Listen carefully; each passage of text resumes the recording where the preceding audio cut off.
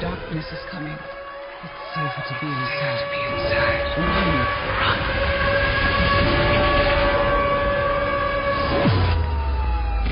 Okay, that's just irritating. And he always has a mighty fine one. Can't hear the words. I mean, can't hear the music. I can hear it. You can hear the music?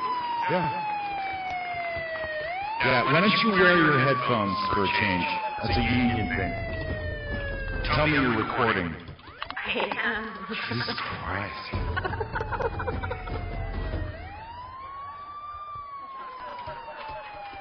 I don't remember the words.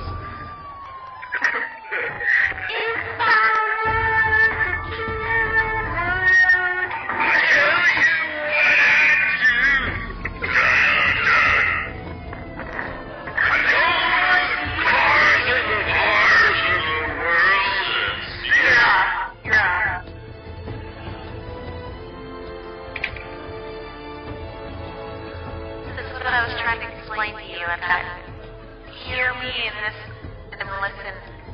You know I love the ladies, love to have my fun. I'm like flyer and a rainbow rider, a straight shooting son of a gun. Wow. Great. Joy to the world. All the good girls now. Joy to the vision and the deep blue sea. Joy to the still recording. And all of a sudden, I'm late.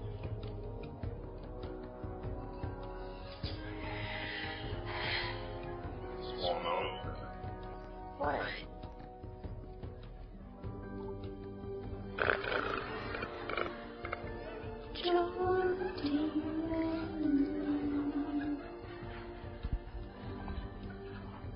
I have such a good voice. I don't like the late thing. He's gonna over here. That's the weird thing. Got it.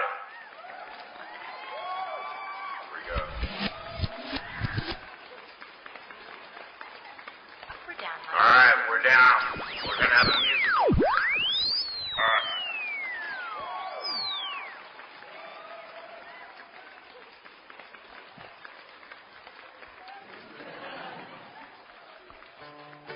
You're missing it. Oh, it doesn't go along, doesn't read out the words or anything? There's no bouncing ball, nothing? No, you gotta listen to music. Jesus Christ.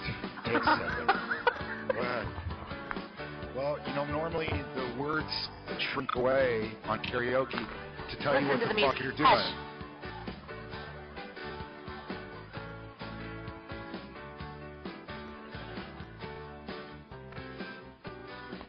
Till now was a bullfrog. What? My timing's horrible. I'm late. Jesus Christ. I need a fucking bouncing ball for white people. Just try it one more time. Take 18. Jesus Christ. What kind of karaoke is this? You're drunk, you're up on stage, it's like, where's the ball? What's going on? Alright. Shh. Take 19. Hold on. Jeremiah was a bullfrog. Alright. I want to actually try to sing it. Give me my thing here. Let's see, ready? Give me my cue.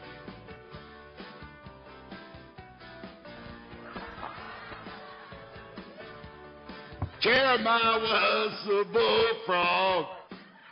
Was a good friend of mine. Never understood a single word he said, but I helped him to drink his wine. Okay, that sucked. I can't. You know what? How does it normally go? Jeremiah was a bullfrog. Hey, stop. Why don't you sing it? I'll just help. If I were the king of the world, I'd tell you what I'd do. I'd throw away the cars and the bars and the walls. Sing it now.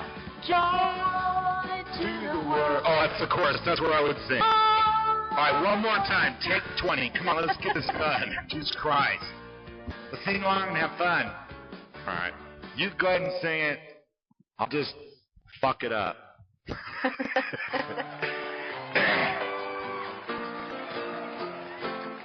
Jeremy was a good frog, was a good friend of mine. I never understood a single word he said, but I helped him to drink his wine. And he always had some mighty fine wine, singing Joy to the world. All the boys and girls now. Joy to the fishes in the deep blue sea. Joy to you and me. If I was the king of the world, tell you what I'd do. What you do, girl? The cars and the bars and the walls and make sweet love to you. Now you talking. Joy To the world. all the boys and girls. Joy to the fishes in the deep blue sea. Joy To you and me.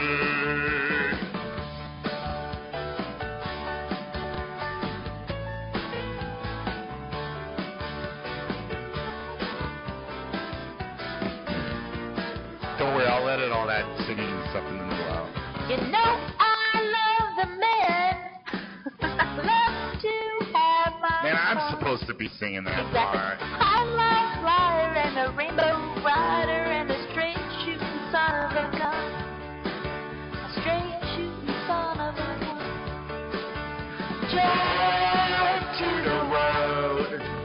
All the boys and girls. Joy to the fishes in the deep blue sea.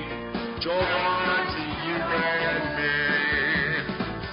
Joy To the world.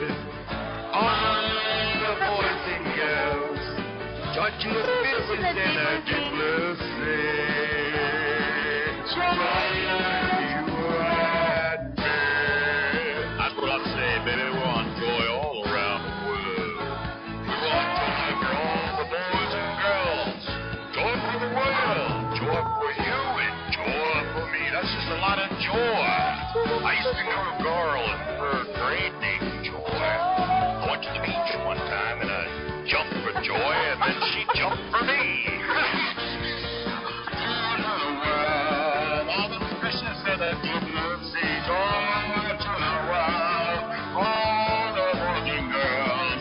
Joy to the fishes in the deep blue sea. Joy and me. Okay, man, this sounds fun. Joy to the world, joy to the world, all the girls, all the fishes in the sea.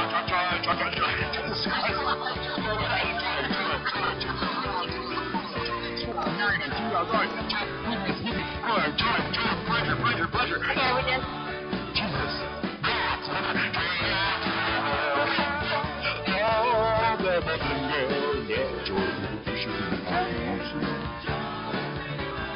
Okay, last one. Joy to the joy to the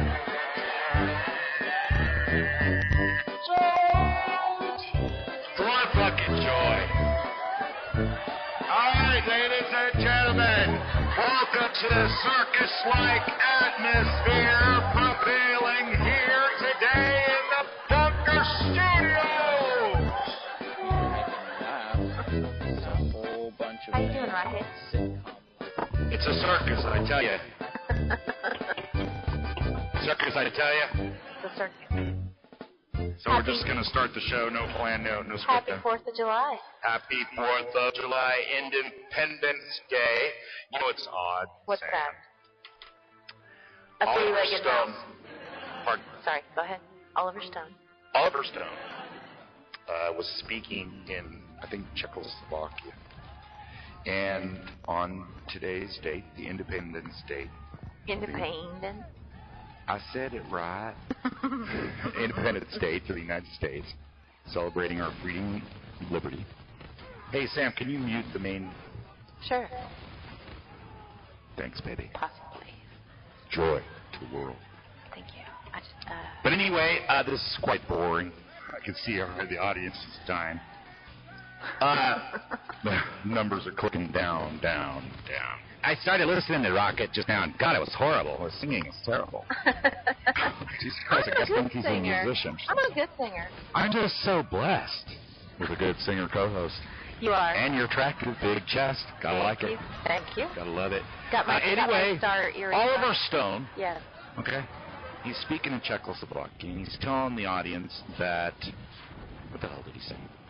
That America's tyrannized, and he started going down a litany of problems with Obama and stuff. That guy probably voted for him. And so I started reading the comments, the thread comments that people were saying about that pulse off the street, you know what I mean? Yep. The pulse? Sure. Pulse of America. Yeah. Read the threads. Find out what people think. What the shills saying. We're going to talk about paid shills in a few minutes, Sam. Can't wait. Yeah. So anyway, people were saying, oh, what a son of a bitch, you hate America so much, get out of America. And other people would say, well, what he's saying is absolutely true. And other guys, oh, it's 100% true. Oh, it's far worse than even said. And another one says, oh, how dare you insult the United States? You don't like America, and you're saying it, much less on the 4th of July, spitting on the graves of those that have laid themselves on the altar of sacrifice for our beloved red, white, and blue. Yada, yada, yada. And I thought, Sam. Sam, are you there? Always. Awesome.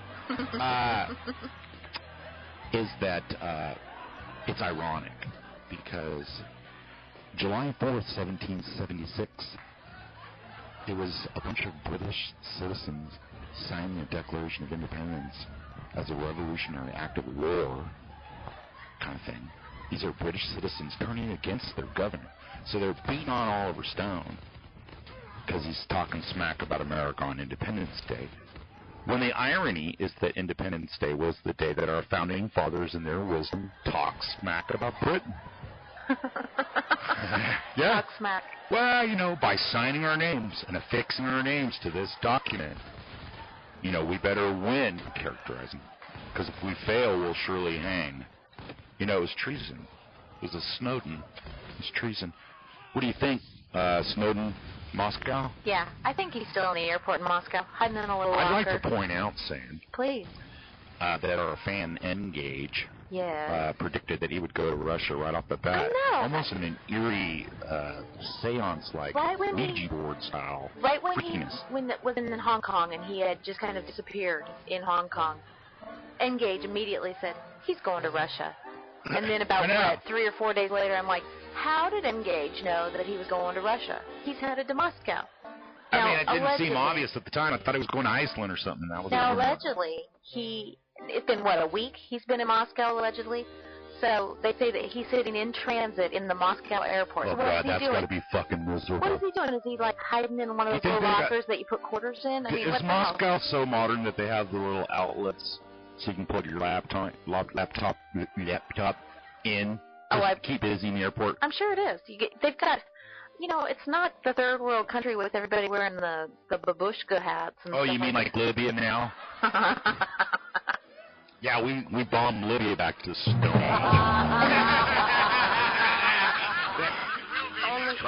Thank you so much, Hillary Clinton. We sodomized him. We did that so that we could go over there and dragged out his car.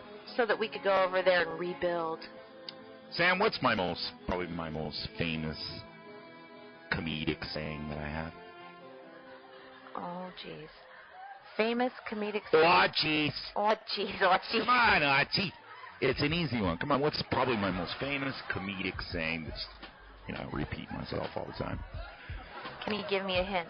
Yes, never underestimate the violence of a chimp. What did I say, Sam?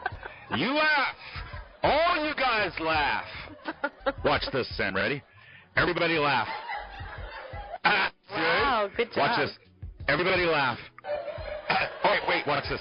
Okay, audience, everybody boo. Oh, very good. Hold on, it's good. Hold an intensity. Okay, That's a bummer. Hold on. Let's everybody laugh. Everybody clap. I love my studio audience. Thank you very much, studio audience. Thank you. Thank you. You're so accommodating. That's enough. Thank you. That's funny, isn't it? Everybody laugh. It's like godlike powers. I love it. I have comedy that comes out of my body like a rocket sauce. Like rocket sauce? Yeah, like lightning bolts of plutonium nuggets of laughability. Oh, I got Watch. kind of Everybody laugh. Everybody laugh. See what I mean? It's like godlike ability. I got kind of a little tingle in my jingle when you said rocket sauce. Oh, see, watch this. Hit the sexy music. Ready? Go. Nice, huh? Go put your bow bow. So what's going on today? Hey, look, don't try to change the subject, Missy. Yes. Never underestimate the violence of a chimp. You know, chimps are cute. Now, most people don't, you gotta be a rocket fan, aficionado, to actually know about Ricardo. People don't know about Ricardo. Ricardo is the guy on the show that has the pet monkey. And he repeatedly tells people, don't touch my monkey. Don't pet my monkey. Yeah, no, don't touch him. Just don't touch him because he's a bad monkey. But there's another tie-in to that. I'm listening. Did you know, Sam, Yes. that chimps are chumps at throwing baseballs? I did not know that. Chimps are You know, in most respects, Sam, chimpanzees are physically superior to humans. Pound for pound, they are perhaps up to 4 times stronger than a human being. They are faster, and they can run straight up a tree. They can climb and swing with the agility of a circus performer. As you know, I used to perform in the circus, Sam. I did know that. Flying Melvin Brothers. A tragic knee accident. I blew out my knee. I've got a titanium knee. And titanium doesn't fly very well. Here, it needs oil. Rubbing my knee. But chimps are a lot stronger than human beings. But ask a chimp to throw a 90-mile-per-hour fastball. It's something they can't do. Chimps can only throw a ball about 20 miles an hour, which ain't shit in Major League. No, probably not. Are you The primary difference, though, is anatomical. anatomical? It's anatomical for us country. Anatomical. Translation: meat potatoes. Stupid. No, just it's your enunciation. It is my enunciation. Now that I don't have all my teeth, I knew that meth was a bad idea. But the fact is, the reason why a chimp can't throw a fastball like human beings is because there's physical anatomical differences, Sam. For example, human beings, their shoulders have moved down their diaphragm, and your arms stick out at a 90-degree angle from your body. Human beings have an elongated trunk, which allows human beings to stretch their arm back in such a way it's actually against all odds. You pull your arm back, you actually go farther than you normally could, and it lets you coil a bunch of tension in your torso so that when you throw the projectile, I'm actually visualizing. speed. I'm visualizing a chimp that is trying to, they're like toddlers then, so they kind of do this. But the report that I'm telling you about, the key in this, the 3-card Monty shuffle. To watch the one hand while the other hand is busy, is that this anatomical difference is a product of evolution. That they're adaptations. Okay, this isn't going well. I can't read. I was asking if you were actually reading this. Well, I'm trying to get the facts off it, because, I always give opinion, and I get busted for that. It's a commentary. But the point is they're saying that these changes, these adaptations allow for storage and rapid release of elastic energy. Now you see why I want to read. That power, you see I have to squint with goddamn glasses. What the hell is wrong with you? Put your eye patch back on. This is ancient text here. It's on paper. Put your eye patch on so that your eye will accommodate. I can't see anything anymore. No, actually, I'm grateful I can still see. And you chew solid food. Yeah. The researchers... I can't even say that. Those researchers. Those little bastards doing the research. Yes. The scientific facts also may have far-reaching implications, giving early humans a singular advantage in hunting faster, stronger animals with spears and projectiles. That development may have greatly improved our ancestors' diet, providing more protein that led to bigger bodies and bigger brains and the ability to roam more territory. The study hypothesized. Oh, so this is just an opinion as well. Well, Jesus Christ, they're looking at 2 zillion-year-old bones. How do they know? They're guessing. It's potentially a plausible explanation for how we became such effective hunters. That's a company story there. Hunters. We were scavengers. We were jackals. Okay? We would break the bones open to get the marrow after the kill was abandoned by even the hyenas. I'm serious. Human beings would get the brain case open. They would split open these femurs and get this rich, succulent marrow consisting of almost pure fat, pure energy. And hence, the modern man's predilection for potato chips and french fries. Oh, well... Well, and as far as being an avid hunter, that is really an opinion, because I've seen you hunt. Yeah, I'm a horrible hunter, and I'm good at it. These gentlemen's colleagues identified 3 important anatomical changes behind the ability to throw a hard ball and throw it accurately. Humans developed longer waists, which allows the torso to rotate separately from the hips and generate forces that stretch tendons and ligaments in the shoulder as the arm is cocked. Okay, this is a stupid story. Can we move on? Well, the arm is cocked is not an FCC violation.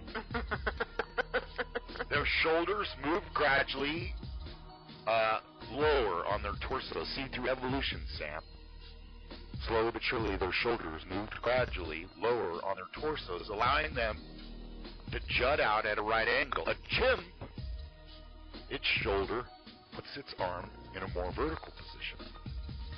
And humans developed the upper arm bone that twists.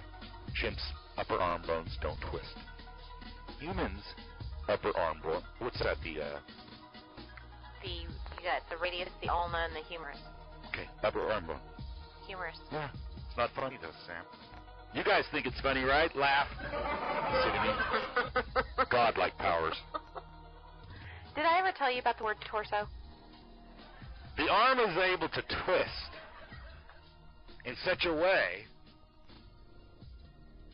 that it whips the upper arm forward at 9,000 degrees per second, like a professional pitcher. It's the fastest motion the human body is capable of producing. The theory, scientists recorded 20 hard-throwing baseball players at Harvard with 3-dimensional motion capture equipment. When they put the ball players in stiff braces that limited their range of motion, we wanted to push them hard, to put these hard throwers back into time.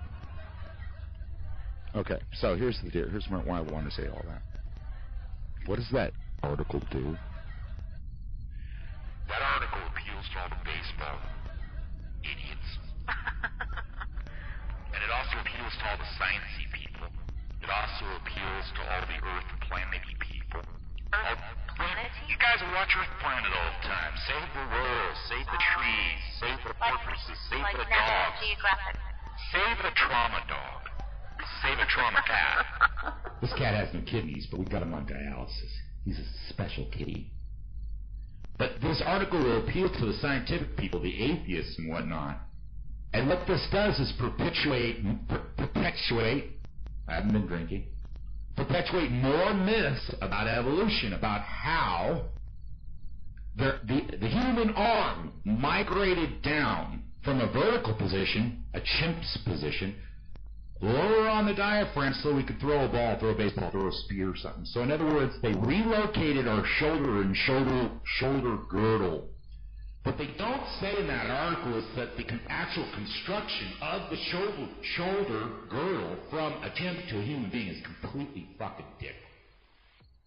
So it's another atheist scientific hogwash. Now, if I want to be an atheist, I want the real fucking deal. So stop trying to give me the fish to a monkey thing. It doesn't work. We know through genetic observation and discovery, it doesn't work like that. We all know. All you motherfuckers listening right now know. Every time you turn around, there's something wrong with your computer. We all know that bad input is bad data, bad output. We all know goddamn programs made by geniuses barely work. But we're supposed to believe that somehow, through evolution, through the ability to throw a rock or a spear, that somehow, through happenstance, like a tornado touching down in a junkyard and building a car, that these chimps' arms migrated down their chest. So, in order for that to happen, they had to unzip their current DNA and remove certain parts and put in new parts, and hopefully it all works. So we take a Windows 7 program and take some shit out of it and throw in some Windows XP. And now we have a better program. It doesn't work that way. It's really bizarre. And from a scientific angle, as an atheist, this evolution shit don't fly anymore. They need to come up with something better. From a scientific standpoint, the Anunnaki make more sense. Because the story is, they took DNA from the Anunnaki, and they took DNA from some chimps that were around locally, and created a human being. Now, that is a way that human beings could have gone from a descendant of some kind of ape into human being-like creatures that we are now. But even our spine is all twisted in an S-curve. We're supposed to be walking on all fours. You guys out there with back problems, going to a chiropractor, I'll give you some advice, man. Get down on your hands and knees and crawl around. Go do some gardening or something. I swear to God, you get down on your hands like yoga. Yoga. Oh, yeah. Well, yeah, yoga. But what they're really doing is tricking you to get you on your hands and knees. If you'll support your weight with both your hands and knees, give your spine a rest, you'd be amazed. Not to mention that beer gut. What's up, people? Everybody's so goddamn fat. Everybody is fat. Boy, we saw a fat one yesterday. We saw a lady yesterday. God bless her. Probably about 580 pounds, 5'2", struggling to waddle. From her car. Her ankles were the size of my guns. As big as that. I've never seen ankles so big. That tells you about the size of my guns. Well, and her arms. She was waddling and huffing and really being in distress. I can't imagine a regular woman wearing a backpack with 380 pounds on it. And then each ankle has, 65 pounds on it. Each arm has 40 pounds on it. And you're walking. Each breast weighs about 50 pounds. I like that. Okay, now I have a story to tell. Shallow men like big breasts. No, I have a story to tell. I can't wait to hear your story, Sam. Because you know what? One thing about you, Sam, I really appreciate. What's that? You never teach me about my speech impediment.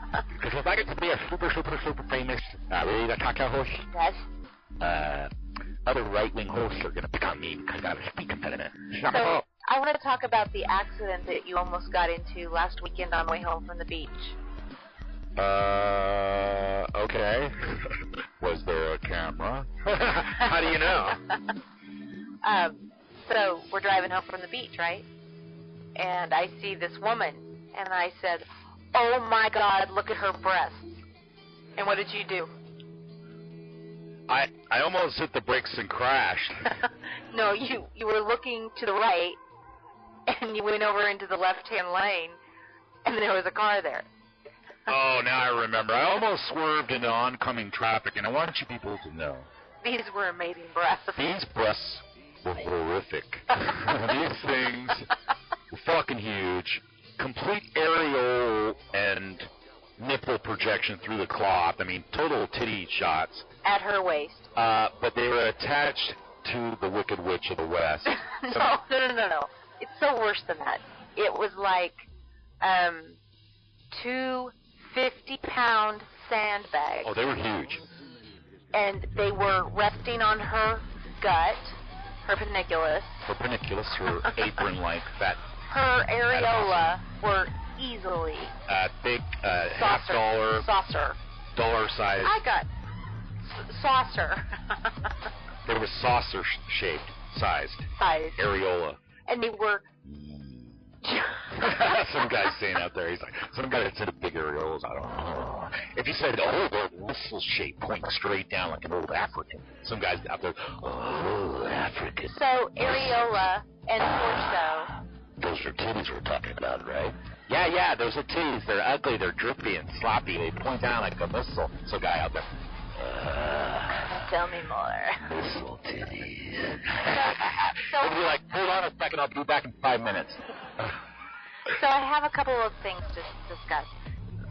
You've already used 2 words that I don't like. What's that? Moist? Oh, that's the third one. Areola. Torso. Moist. What's the deal with torso? I don't like it the way it sounds. It's like scrotum. It's got a... I think it's the... You know how I have things that I don't like to eat because of the texture? Well, I think it's the sound. Torso, moist, areola, scrotum. All of those, they all have that same sound to them. I'm not sure where you're going with that. But I'm not a picky eater, and the whole texture thing, I mean, if it's vomit, I don't care for that. Although, okay, look, I'll give you the texture thing on dog shit. How about... I don't even like feeling dog shit through a plastic bag. I don't see how people do it. They go there and pick up and then if I can sense with my fingers, my hand when I'm carrying it in the bag, that it's warm, I'm gonna fucking die. It's the most disgusting thing. It's like having a handicapped kid or some kind of animal or whatever kid. If you domesticate a chimp, for example, you have to put diapers on it for life. Okay? So you got a dog. Dog's man's best friend. I get it. It's cool. It's for being in the woods. Okay? Dog, get out of here, go poop. You know? They go poop out. Like cats. Cats, yeah, they got a little bit of class. They go outside and shit. They go, what's the deal, you know? A box full of sand, they know to dig a hole and bury it. I gotta give them credit for that. Cats are on the low maintenance side, but I will say that cat's crap has anti-gravitational properties because for some reason those little nuggets are able to get out of the box and get on the floor. They're dried. Sometimes they're connected to a little piece of hair, right? I don't know how to They're laying on the floor. You got to get tissue. I'm not sure how I can Pick tell those you bad this. boys up. Once again, you're touching it. But, of course, you have the solace of a very cold, dry, crunchy nugget. It's not a moist pellet straight out of a dog's ass. This is kitty that's been carefully mummified and preserved in a special gravel made specifically for doing that. You know, hey, look, it's Kitty Crunchy's cat litter, guaranteed to mummify your cat shit in 12 hours. I don't know how to tell you this. Mummified cat shit. I don't know how to tell you this. It's bizarre. I like it when they go outside, just find a place out in the wilderness where you never see. You know, cats they got respect for people. They go into like the bushes or something where you don't walk around. Now over in Korea or something, they'll just go shit in the gutter right there, right in front of you. Women will go out in the middle of the night, so that way you don't see them shit in the street. Now, in the 1500s, they had a guy that wore a giant jacket, and he had like a bucket, and he would go around, and if you had to crap, if you had to shiest a la there, you would just sit down on the bucket, and he would put his jacket around you so people couldn't see you, and you take your crap. And then wipe with your hand. Or some leaves. I don't know how to tell you this. They didn't have there is no anti-gravity property to those little nuggets. I think it's the same kind of voodoo juju spell that coffee grounds have. They get on the ground too. Let me finish.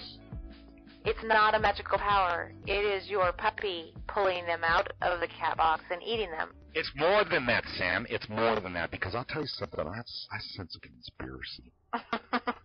You know how I say that? You know where I'm going to go with this. What in the fuck, people? You listen to me close, everybody. Do you experience this? I think it's a conspiracy. What in the fuck is the deal with inanimate objects? I'm serious. Example, my greatest example. If I had to climb a fucking German bunker on a wet, rainy, oily beach getting shot at, I wouldn't want a grappling hook, Sam. No? Grappling hooks are for losers. If you watch the guys in spy movies, when they throw a grappling hook, it always falls once, and then they throw it a second time again. You want a for sure deal? You want something that you could fucking hang on and climb? Just drag an extension cord. I swear to God. It could be a garden hose, right? So the garden hose has got a spigot on the very end. It's got a few threads you can screw on. Not exactly a fucking J-hook. You know what I mean? But no, you could drag that around, and that fucking thing could touch your tire and be locked on like a pair of vice grips. It's a fucking deal. Or the vacuum cleaner I'll give you another example. Why is it when objects fall, they break? You know what I mean? It can't just fall over. It's gotta crash over and fucking break. Shatter. Yeah! Or you pull the drawer out and keep hitting your knee over and over. Like you're mentally retarded. You know, and the desk, meanwhile, is getting some sort of mean-spirited jolly out of fucking hitting your knee all the time. Why is it that the electrical cords and the plugins and the 3.5 millimeter adapters and the VIDI and VGA and RCA, they're goddamn.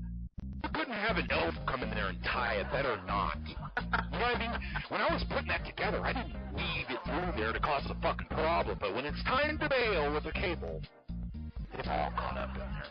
And then you're pulling on it, and the little fucking plug on the end acts like it's epoxied and it's not, you know? Jesus Christ, it's just a little plasticky thing sticking out. I could swing from a zip line with one of those fucking things. I don't know what it is. You park your bicycle, falls over. Motherfucker, I put the kickstand. A man fell over. I remember when I was about, well, it was a long time ago. My daughter came in the house. Dad, that's honey. That's how we talked back then. Dad, thank you for being present in my home. Got a question for you. Yeah, honey. Was your bike supposed to be laying on its side? Oh, no, we're God. talking about Harley, right? Because your bike just fell over in the driveway. Oh, God. So I go out there. This was an ultra classic, by the way, Sam. This wasn't a true Harley. It had an S&S motor. It was a pretty banging bike. But the goddamn complete left floorboard assembly and brake unit and kickstand came off the frame. And the whole fucking bike fell over. I have a different... I go out there, hold on, I could barely fucking lift the thing. You know, get it back on the wheels. Holy Christ, get a hernia. Lifting this thing, I got it back up, you know, out of pride. Got my goddamn beautiful bike off the fucking ground. I start looking at it. The weld. By the way, Ultra Cycles are out of business, so I don't mean to bag on you guys if you make some shitty frames. The weld was just, wasn't good, you know. And it just so happens that my next door neighbor is a goddamn weld tester for the state. Got all the fucking equipment. And he says, don't ride that thing, just bring it over to my house. Let me take a look at that. He wrote me a certificate, an official certificate, like he does at work. The bike was over 98% flux. What? There was nothing holding it together. He said that bike is completely dangerous to ride, and in the fork assembly could come off at any second. Oh, I was my like, God. holy Christ, you're kidding me. So, did you get a good deal on that bike? I was allowed to bring back my 2-year-old motorcycle and get a brand new one. Nice. And, you know, it had a better front end. So when I came there, the guy's like, well, just pick one. He was pissed. And I'm like, I want that one, but I want the front end off my bike. I wanted the, you know, the bars and all the stuff, forks. Sure. And I want my rear rim and tire, too, so it matches the front. Oh, okay. Well, we'll do 4 hours of work to shift all that over to give you a brand new motorcycle to cover the shitty, dangerous, life-threatening motorcycle that we sold you earlier. Did you get a good deal on that bike? It all depends. It's kind of relative. Maybe about a year later, I was pushing the bike because it got a flat tire. It ran over a piece of PVC pipe and stuck into the fucking tire wall. Popped the rear tire. And it's a belt-driven bike, so you can't just change the tire. It's a pain in the ass. Right, You got to take the cover off and all this other stuff to get in there. And these biker dudes, it was hot. I was wearing all leather. I was fucking sweating my ass off. I'm pushing the bike. I'm like on an overpass. And these biker dudes pull up in an old truck, a Chevy truck. Hey, help! And I've helped other biker dudes before, giving them gas, helped them with tools. Sure. Fix their fucking bike. That's what bikers do. Well, I put my bike in the back of their truck. I never got it back. Never saw him again. No, I saw him again. I just never got my bike back. There's more to that story you're not telling, but that's okay. Yeah, I got burned over that. That's all right. $18,000. It's fucked up. So don't trust everybody, man. So I have a trust issue. You know, I burned once, I'm done. I usually trust everybody up front, but as soon as you burn me, I just don't trust you again. I don't. I'm pretty trusting. I can give people a second chance depending on the severity. Yeah, you do, and I admire that in you, but I'm always skeptical of it in you, too. It's a weakness. No, I don't think it's a weakness. I think you give everybody a second chance. I think that's a nice thing. Nah, I'm too nice. A guy came over to my house, a friend of mine. Good friend of mine comes over to my house. He sees this upright lawnmower. I told you this one, I think. And he goes, hey, can I have that? It was in my garage. And it was junk, you know. I was like, no, hey, I got a go-kart. I'm going to put that on there for the boys. He goes, oh, I know. I'd really like to have it, though. I was like, well, you know, I'm kind of set on it. I had it in the garage for like a year, you know. I'm going to get to that. I really want to do it. Staging. Yeah, getting ready to do it. Oh, but come on, bro. Just let me have it. And I was like, please. And I go, all right, bring the truck over. He goes, no, I don't want it. And I go, what? And he goes, I just knew that if I pushed you, you'd just give it to me because you're nice. Aw. He goes, I just seen if you would. That's my fatal flaw. It's not a fatal flaw. It's actually, it's what makes you a good person. I always quit jobs. Why? It's always for the same reason. Which is? It's always for the same fucking reason. I don't know how to put it in nice terms. I just bit my tongue. Real bad, too. Sorry. See the blood? No blood. I always get an asshole for a boss. And I can't tolerate being talked down to. Oh, I can't for either. For no amount of money. No. I can put up with it for a long time. I'm an ass kisser. I got called a butt boy recently. What? Yeah, because I kiss people's ass. They're in charge. You got called a butt boy? Yeah, I don't want to get into it. Oh, but I don't the point like is that, you know, I try, man. I try. It's happened to me over, you know, I started a business with a friend of mine. Yeah. I didn't realize later on, narcissist. Classic. I love the guy. Narcissist.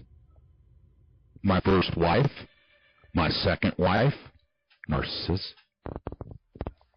A bunch of my friends, narcissists. I'm attracted to narcissists for some reason. There's some type of pathology that I have that I like people that are charismatic and charming.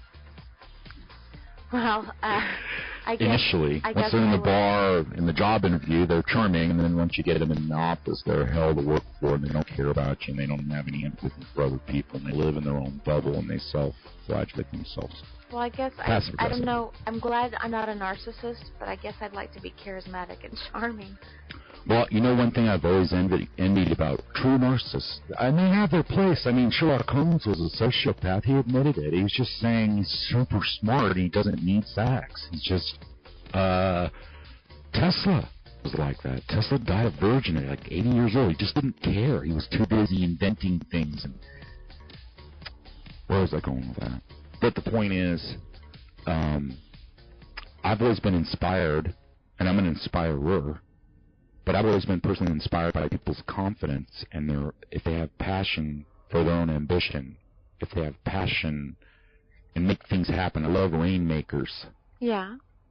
I'm a procrastinator. I'm an idea guy, not a follow-through guy. You are definitely not the execution. No, I can come up with a great idea, but following through, and so these hard-driven, ambitious types can follow through, and it's appealing to me. But, and it's a codependency on my part. I want to align myself with someone that will take care of business. I give them the idea, and I want them to do the work. Exactly. These guys work hard, these narcissists. They go to college for years, man. They get their PhD. They get to be in charge of the company. They get to be the boss. And then you got the corporate heads flying in, the CEO flying in, trying to find out what the hell's going on at this particular building within their empire. And everybody's too fucking scared to tell them, dude, our boss is a narcissist completely. He's like a reptile. He doesn't care for people at all. He can't empathize. He has no humor. But man, his hair looks good, his car looks good, his house looks good. Fastidious. Doesn't get upset about shit because doesn't have any emotions. Slippery. Manipulative. It's beyond slippery, though. It's like always comes out on top. But what do you do, Sam? What do you do? Let's say that the CEO and an investigator was flying into your facility, and they want to ask you questions about the big boss, and you're going to talk to him alone. Do you tell your CEO the truth and just say, hey, this dude's totally narcissistic, that's why the staff is fucking imploding? Or do you say things like, well, he's very hard to work for, he's very demanding? Or do you just say, no, he's cool? Well, I mean, what do you say? What's the corporate thing to say? What's the bureaucracy? What does the communist, leftist, Marxist people say? What do the libertarians say? What do the conservatives say? What do the ideological say? What is the religious implications? In other words, you got to look at it a million different ways. Do you just be honest and bark out the truth through radio? I'll tell you what, you go around trying to tell the truth, you're going to be fucking homeless and unemployed. Agreed. I agree. You got to smooth over, hey, my boss is awesome. Well, you're going to stay in the organization, right? Because you know what? If he catches you and finds out that you told the CEO that the guy was a narcissist, he's going to be after you with both guns. Oh, yeah. You want to keep your job, so you want to stay PC. Of course, you're fucking miserable anyway, so there's a little bit of you that wants to tell the CEO. Yeah, what have I got to lose? Because what have you got to lose? The guy treats you like shit, talks down to you, he's condescending, he's insulting, he's snide. He's full of himself, right? Oh, yeah. And he comes in and says things that are super plastic, and his humor is, like, transparent. And when he laughs, it's completely... They have a thing called a narcissistic smile. That's where you smile with your teeth in your mouth, but your lower eyelids don't raise up. It's a forced smile because you don't have anything to smile about. There are many, many people, about 5% of the population, that's millions, that are completely narcissistic. But you don't know Borderline personality disorder, sociopath, psychopath. There is really no difference between sociopath and psychopath. They're actually interchangeable. I thought they were an escalating series of sickness, but I've come to find out through some research they're actually the same thing. It's just an older name versus a newer name. But I can guarantee a lot of you people, a lot of you men right now that are listening, your ex-wife was a narcissist and you didn't even know it. They had a wonderful book, Sam, called From Madness to Meaning. And one of the hallmarks of being involved with a narcissistic spouse or a boss or somebody that you usually has something over you is they do crazy-making behaviors. They make you crazy. It's exhausting. And you know the advice, marriage counselor advice, psychologist advice, psychiatry advice, life coach advice, they all say the same thing. Run, don't walk. Because narcissistic people don't respond to treatment well because they're perfect. Sam, we got to go to a break. All right. We are going to be right back after these words from our sponsors. Hang in there, everybody.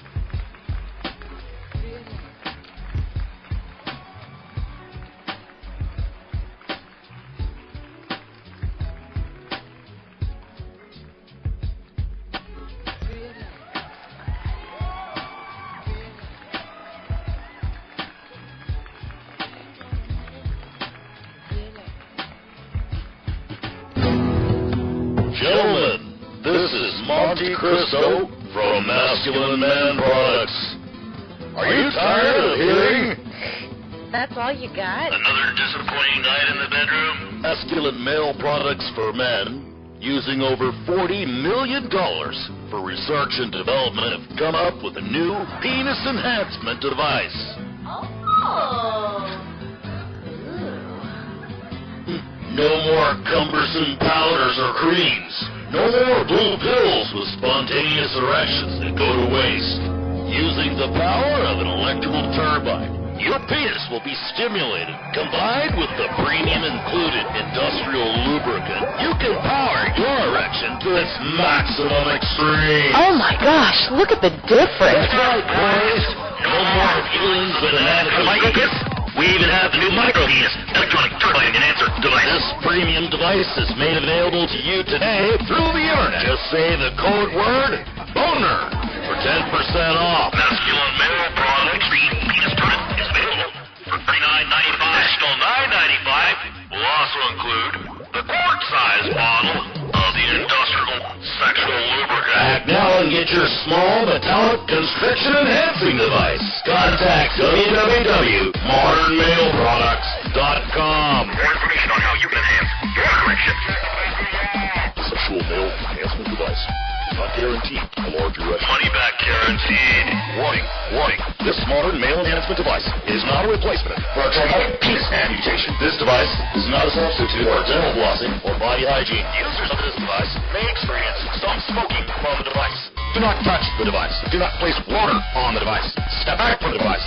The modern male enhancement device does not replace good oral hygiene. Proper attire or the ever-present unibrow. User discretion is advised for mature adult men only, or females that have been using hormones. They got kind of a penis thing. It's a little clit penis.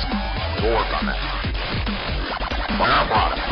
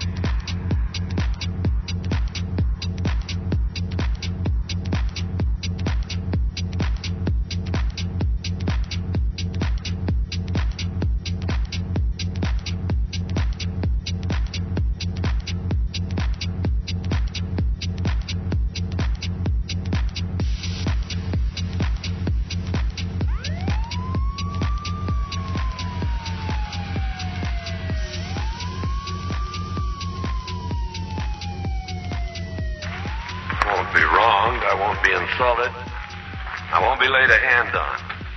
I don't do these things to other people. I require the same from them.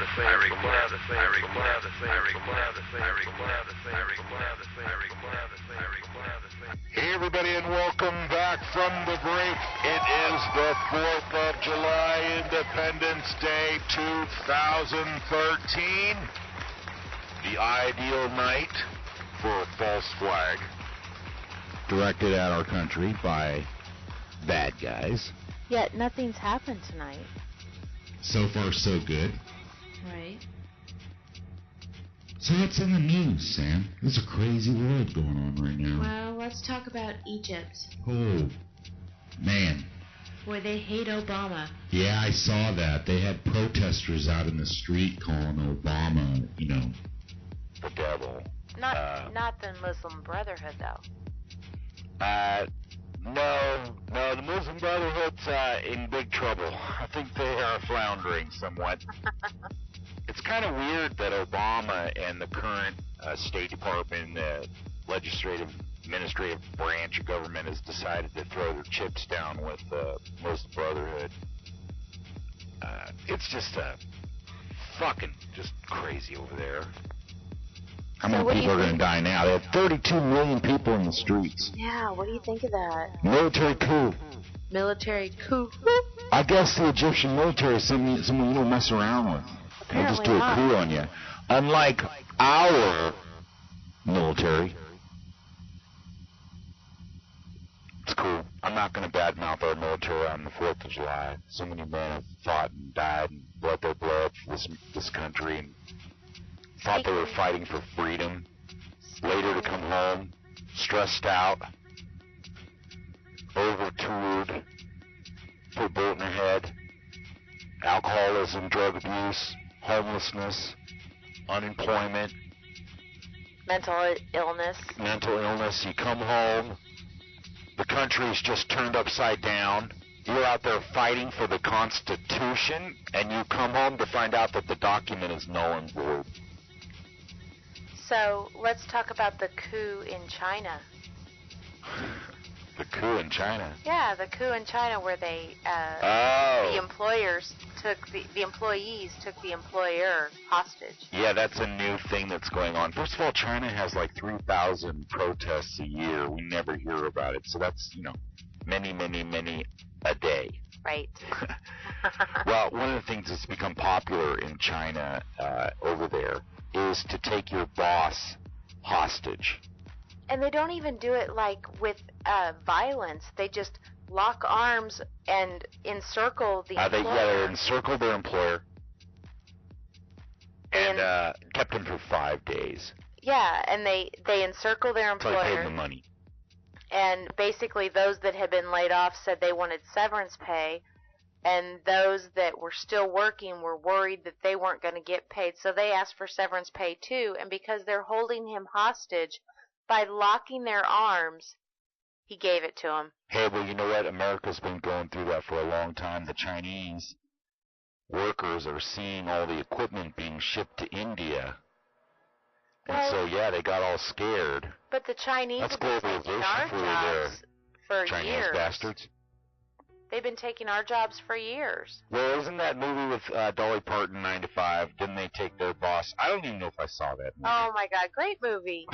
Chick movie. They took the guy hostage, right? The boss was like, a CEO.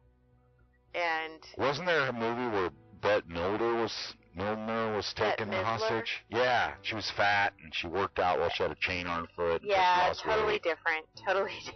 But what happened to her, Bette Midler? She's like a Vegas chick. Is she? Yeah, I don't know if the studio audience or the regular audience can hear the Independence celebration going on. The rocket's red glare. I don't think so. The bombs bursting in air. What else is in the news, Sam? Well, there's tons of stuff. Obama spent $6.5 million flying Air Force One to Africa. Was that part of the $101 million, or is that extra? I think that's extra. Yeah, and nice. Is he going to visit Nelson Mandela? You got to understand, I think Nelson Mandela, they're pulling the plug on him. You got to understand the Obamas Michelle Obama said it great the other day. She's in a nice prison. She thinks that flying around all over the world on vacations with her posse and staying in the White House, you know, wiping their ass with gold-plated toilet paper is a prison. What? That's what she said in the press. It's a nice prison being the First Lady. Oh, poor baby. I know, Jesus Christ. Well, you know, the anxiety of being incarcerated in the White House is what drove her to cut her bangs. I think that's probably a nasty wig, though. I think it's probably a wig. She's got that long, silky black hair like a white girl. What do you think about the George Zimmerman trial and how that's all shaping up? Speaking of racial tension. Yes. Can you imagine the president, the sitting president of the country, throwing in his political hat by saying that the weed-smoking, school-suspended burglary tools in the bag accosting poor innocent 17-year-old juvenile delinquent that was attacking a half-white, half-Mexican crazed vigilante would look like his son. Now, Richard Nixon said that Manson was guilty. Right. He felt so. There was a president that weighed in. And I'll also say that originally in Bonnie and Clyde, right, one of the reasons why Clyde Mahler went on the rampage he did is because he put it in the newspapers, man, dead or alive, after his very first little brush with the law when he got out of prison. So he went on the lam. So they were calling him dead or alive in the newspaper, so that just made it so that all bets were off. Well, you know, you and I have very differing opinions about the Trayvon Martin case, so I think it's going to be really interesting to follow the trial and see how this shapes up. And from day to day, you know, it's the prosecution's case, and then the next day, oh, the defense has really won an argument here. But I think you and I are going to have quite a few conversations about this because we are definitely not on the same side of this. Oh, God, we're not in on the same planet, first of all. I don't know if you've actually been watching the trial. No. But so far, the prosecution has done a damn good job for the defense. It couldn't appear as though they were trying to throw this trial anymore. It couldn't look like a hanging, a lynching that's reversed. They're going to let him go. They're intentionally fucking this up. They had a guy testifying via Skype. Yeah, that was awful. And his Skype address was displayed for everyone to see. And, of course, the trolls came out in droves and started trying to Skype him, enough that it blotted his face out. And the judge thought he was talking on a cell phone. So now, I'm George Zimmerman, just say, right, the half-white, half-Mexican vigilante. Right. I'm on trial for my life, man. And the judge doesn't know the difference between Skype and a cell phone. The court, the kangaroo court, doesn't know how to make a private account for Skype. And, you know, the guy testifying doesn't know how to put himself on invisible. You know what I mean? Puts his own phone number. And he thought it was funny. He was giggling. All those guys should be tried for. I blame a lot of different people for that because, I mean, somebody had to prep a witness. Anywhere, anytime. Hey, don't even go there. The state's star witness is some gal who acts very uneducated and very unintelligent. She wasn't acting. No. Well, I'd say behavior. And deep down in her soul, she's a human being. She's probably a really kind and decent person. And if I ever go ghetto, maybe I'll hook up with her and she can have one of my abortions. God, that was horrible. I know. But I just call it the way I see it, Sam. The fact is that if Trayvon Martin says there's a nigger following me, that's a cultural thing, and we need to understand that. But if the Food Lady Network says it... Paula Deen? Yeah, she's gone. She's gone from everywhere. Although... So ridiculous. I hear that Walmart is dropping her. And, you know, I have her cookware, so I'd actually like to go and see if there's some kind of really great special on her cookware. That shit's expensive. I'm looking forward to that. You know, the thing about it is, though, Sam, blacks make up 17% of the population, and they're all threatening to riot, right? Oh. Not they are all threatening to riot. No, there's a certain percentage of radicals out there that are threatening to riot. It's what the government wants.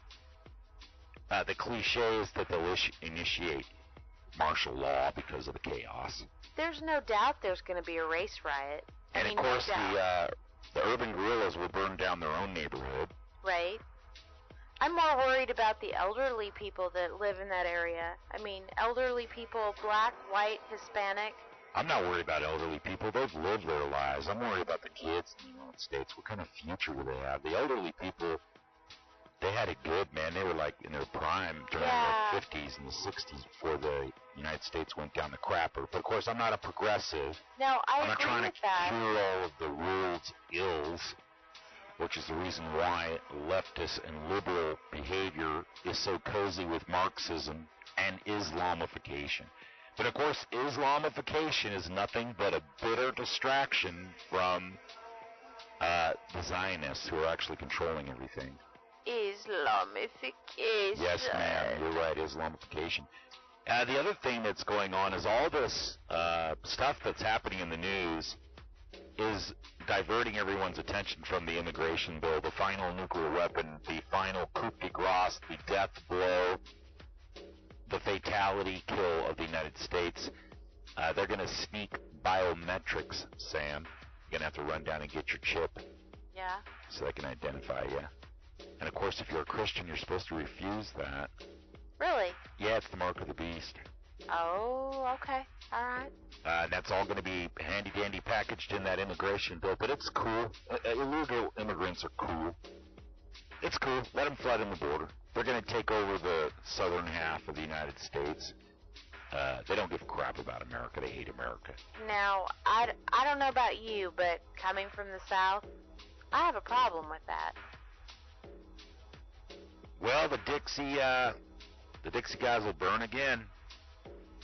You know, the only reason that they lost the Civil War is because the Union had more men and had the iron and steel and a little bit better industries. They had cotton and stuff like that down there, but they had a lot of money. But the black people that are around now are still in slavery because they don't even realize that the Democrats are the ones that wanted the slavery. It was Republicans that got rid of slavery. But, you know, Republicans are rat bastards, too. Oh, you guys are right-wing Republican. You guys are, you know, Bush killed a lot of people, too. Bush is the one that started the NDAA. God, that is just such a tired and pathetic argument. I'm so tired of it.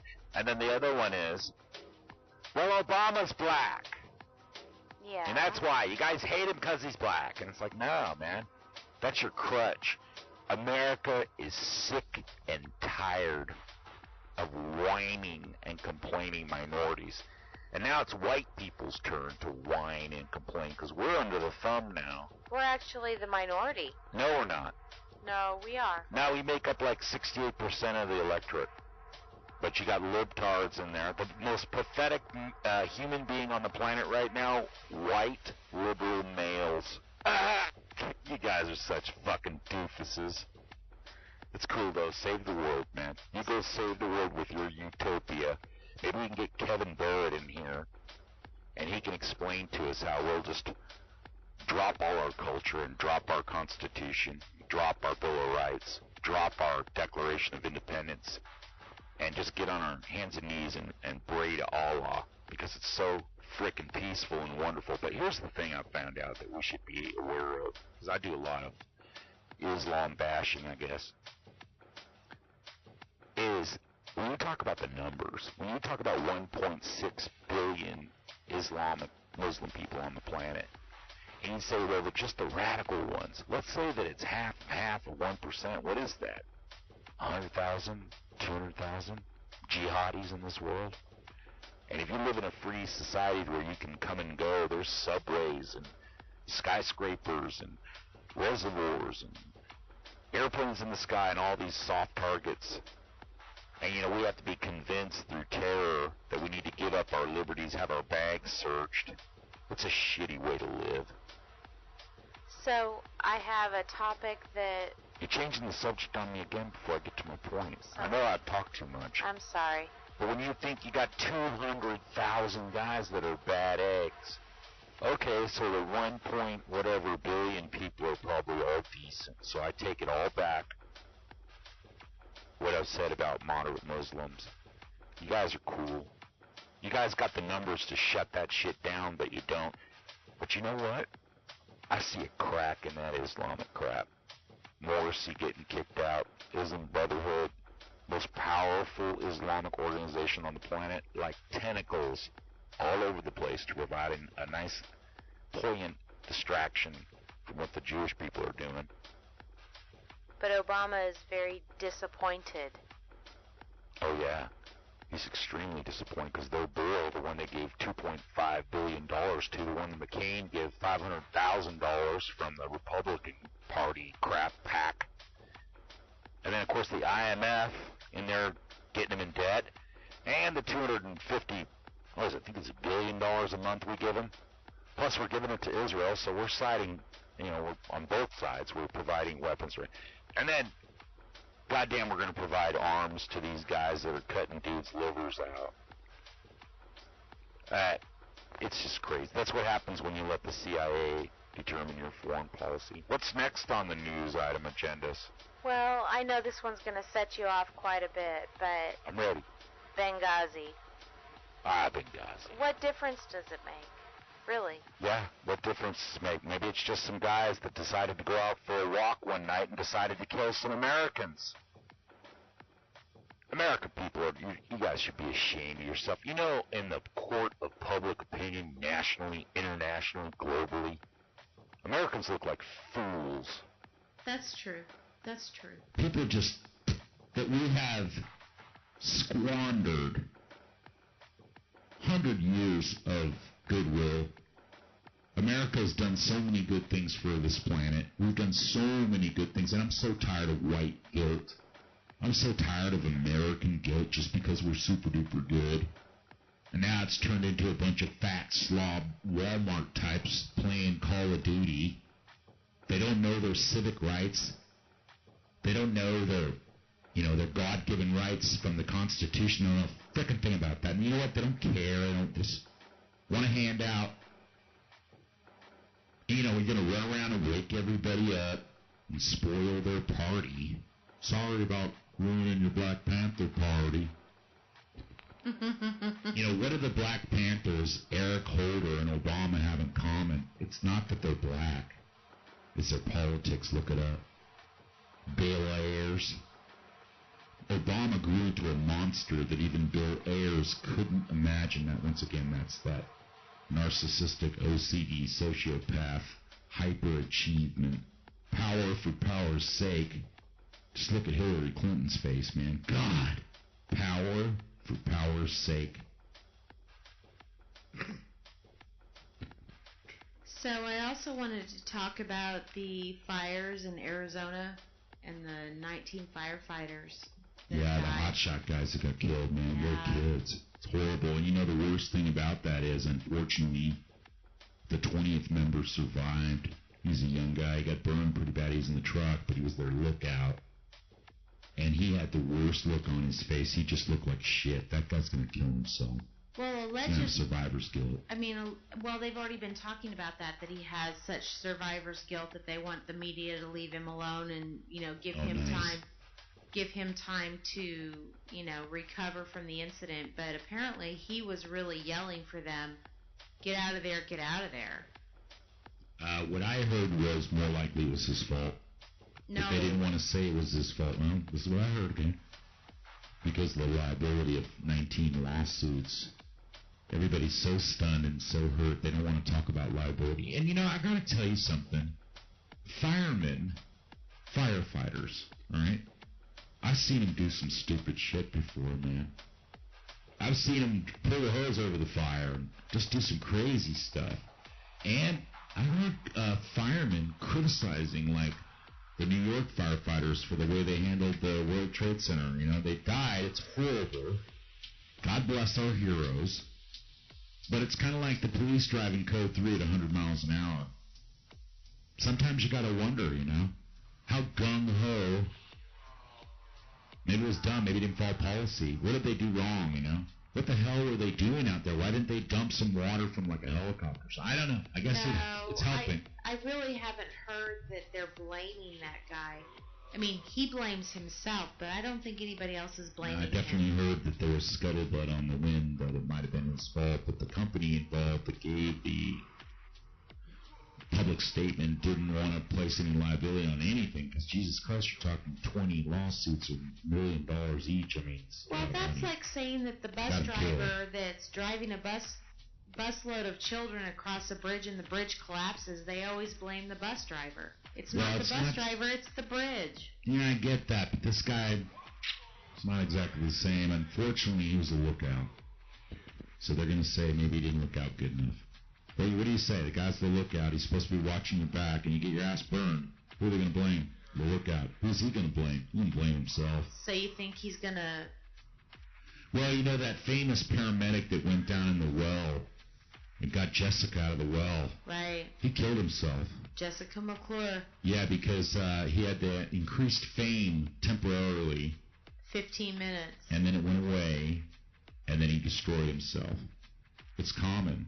Guys that survive plane crashes, people that survive car accidents. You know, my mother, her brother and his wife and their little baby, when my mother was in her teens, was in a car, and her brother's whole family got killed. My mom survived it. But I can tell you right now, my mom suffered the rest of her life that her brother that she idolized died that day, and she didn't die, you know. She lived.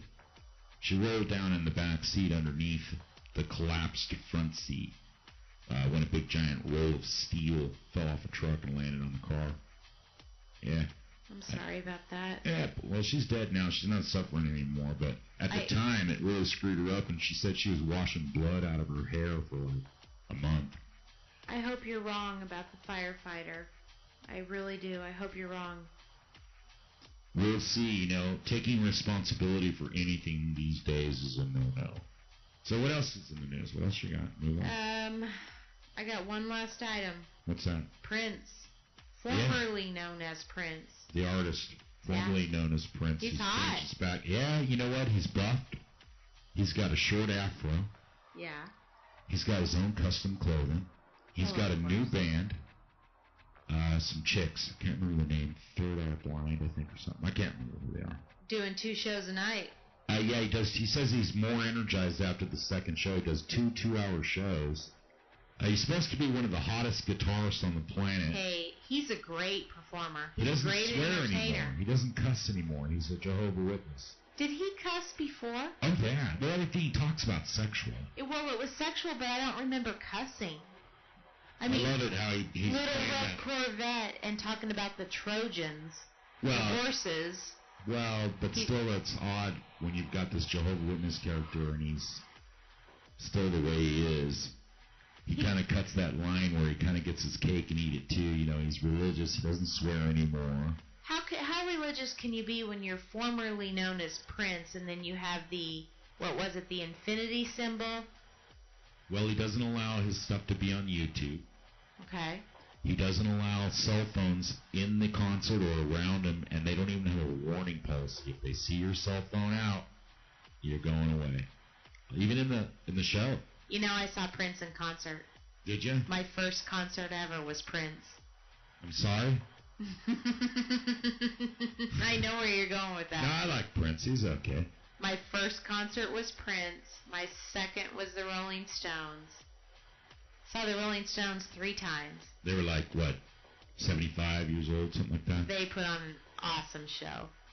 Yeah, I've seen him a few times. I made the mistake of dancing and shit in front of one of the speakers one time at a Stones concert. Later on, my frickin' ears were frying. Another time, I had to take a DOT physical. And the doctor looked in my ears, and he goes, "Did you put anything in your ears?"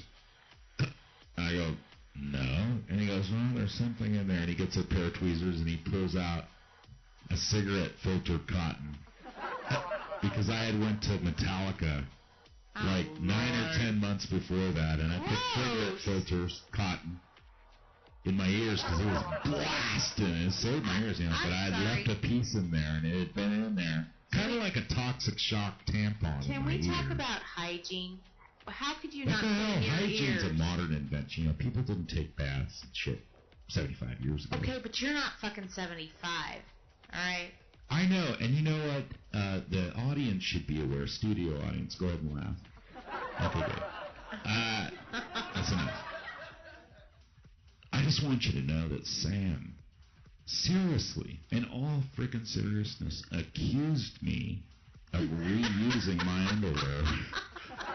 I thought with close physical proximity here in the Bunker Studios, located in Rooster Creek, Tennessee, I am never going to move this down. that you'd be aware that my level of bathing suit area hygiene is quite high. I use powder when it's hot. I like to have my scrotal sack, non-friction. Good I don't like any of you said you had those words you don't like to say. As a guy, I don't like the word chafing. That's a bad. Chafing is something. You know, dripping, chafing, any of those things. Bleeding. Oh! That would be good. Straining. You know, a lot of guys don't get a hemorrhoid. I had a hemorrhoid. The most notable thing I remember about the hemorrhoid is I made the mistake, Sam, of eating an entire bag of almonds the day before. And so when I was evacuating my bowels, it was like shitting a handful of tacks and razor blades. Okay. I literally had tears coming out. Aw, I'm sorry. The only other type of rectal discomfort that could actually beat that, I gotta say, was when I was in the Navy and I was overseas in the Middle East. They had a lot of pistachios. And on one shift, I ate an entire bag, and I'm talking about the grocery sack full of pistachios. And the next day, I gave birth to a live razor blade monkey. It was the worst experience of my life, and I'm not kidding. And I chose, as a double whammy, I got the pistachios with the hot, peppery, salty stuff on them.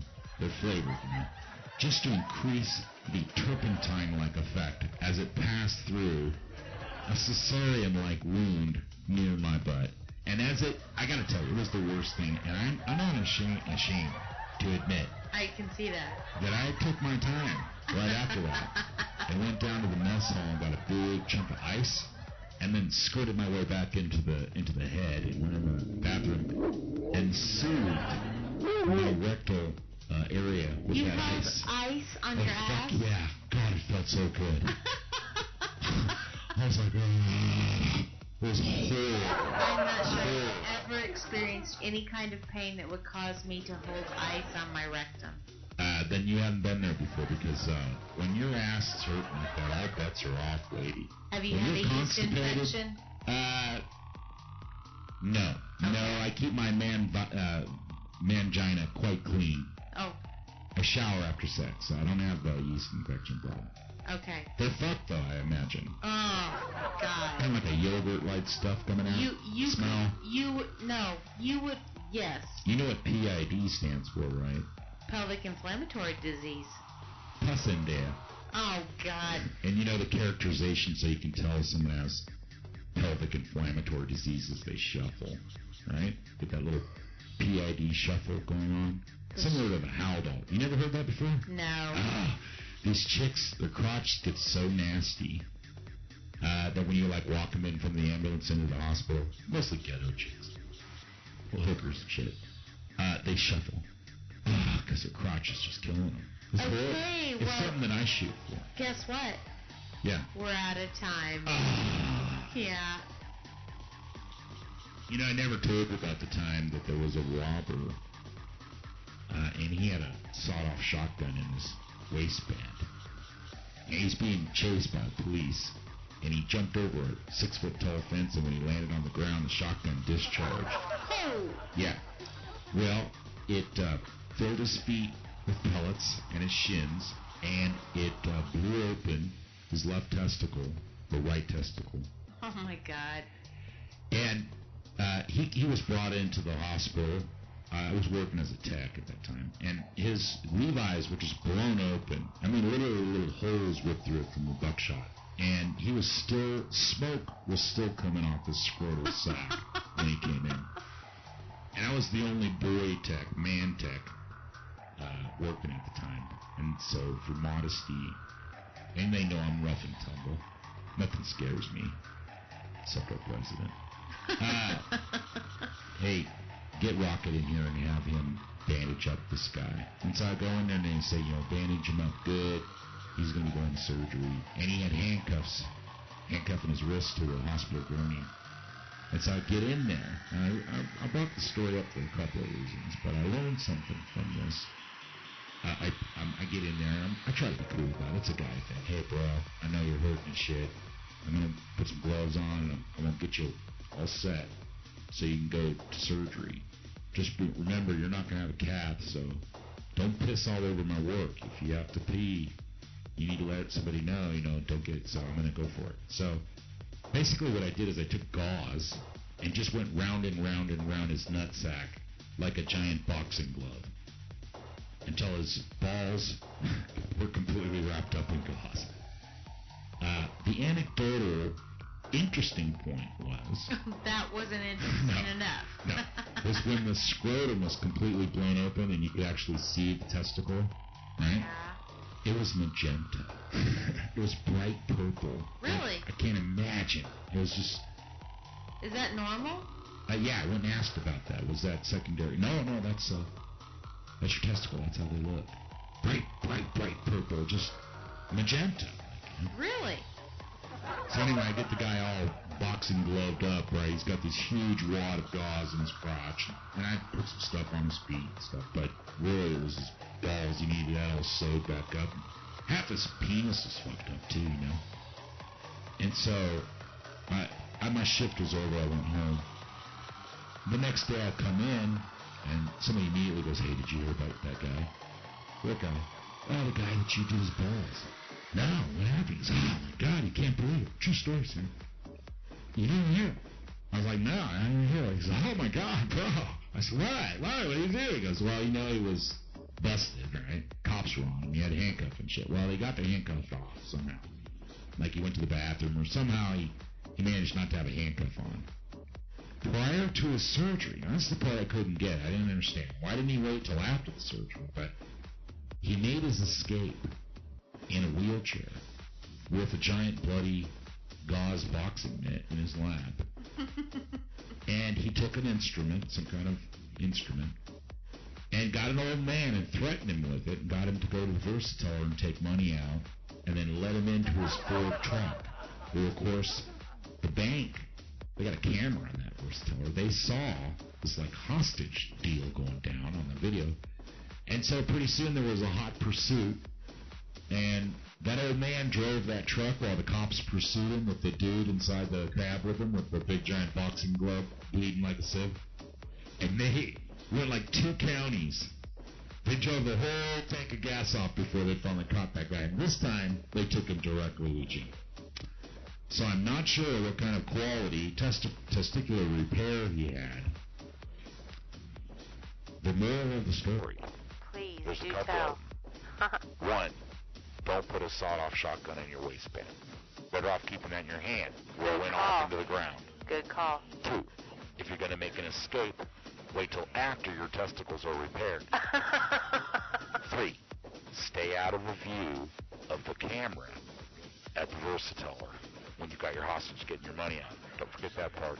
And number 4, if you happen to be a military commander that does the right thing and goes against a stand-down order and allows Americans to die, remember, arrest the second in command first before you make your move, because he's the one that's going to arrest you. And maybe, just maybe, there's some soldier out there on this wonderful 4th of July, Independence Day, who might take the initiative to save this great country. That's what it's going to take. We keep looking for candidates. Who's going to be in charge? I mean, we're ready for a revolution. They've split this country right down the middle. Who's going to be in charge? That's the big question. Well, we've learned from Egypt. The top brass is going to be in charge. And let's just hope that they have the integrity of Carter C. Ham or Admiral Goulet. Or maybe our SEALs that jumped in a helicopter probably knew they were getting set up. But they still gave their lives for this country. And we have all these soldiers out there getting their legs blown off. People's daughters getting killed. They're going to send girls into combat. Once again, this is Rocket from the Rocket Radio Show. And you've been listening to an independent broadcast. And it's been my pleasure to be just rapping with you guys tonight. We were just going to do something fun tonight. And once again, I want to say thanks to my co-host, Samantha Stanley. Say good night, Sam. Good night, Sam. Good night, everybody, and we'll see you again very soon. Happy 4th of July. Happy 4th of July. This is Rocket. Hey, don't drive drunk. Make sure you drink plenty of water tomorrow. The average American, they said 75% of the average Americans are chronically dehydrated. So make sure you get plenty of fluids. Get some salt in your teeth. You've been sweating your ass off. I know everybody's on a good dehydrated. Try to stay away from false flags. And don't believe anybody over 30.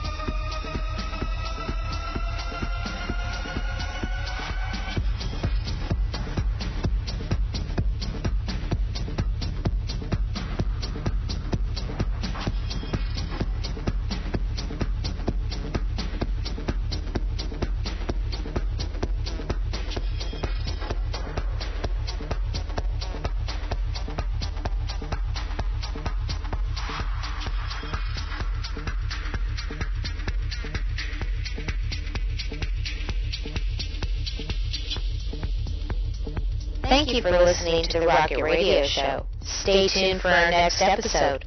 We'll see you then. This is Samantha Stanley. Thank you for listening.